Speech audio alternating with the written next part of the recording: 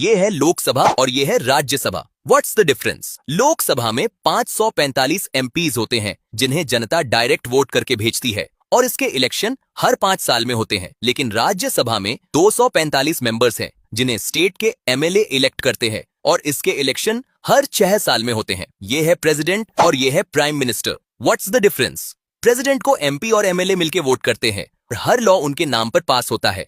नए पीएम को भी वही अपॉइंट करते हैं, लेकिन पीएम को पब्लिक डायरेक्टली वोट करती है।